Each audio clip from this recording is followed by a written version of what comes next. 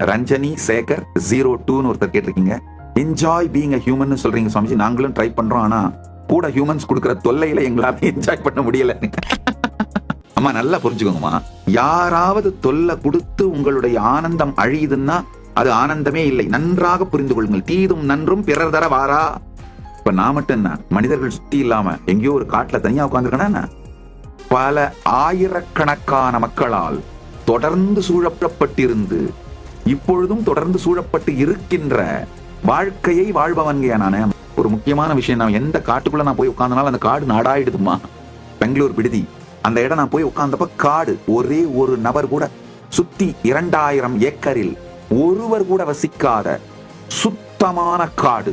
அந்த 2500 ஏக்கருக்கும் அங்கு தங்கி வசித்துக் கொண்டிருந்த ஒரே ஒரு மனித ஜீவராசி நான் தான்.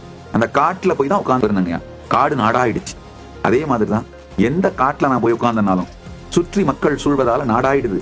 அதனால பரமசாந்தத்தை பழக துவங்கினீர்களானால், சமாதியில் இருக்க துவங்கினீர்களானால், உங்களுக்குள்ள மட்டும் இல்ல, உங்களை சுத்தி இருக்க எல்லாருக்கும் அந்த ஹார்மோனிய அழகா ரேடியேட் பண்ணிடுவீங்க.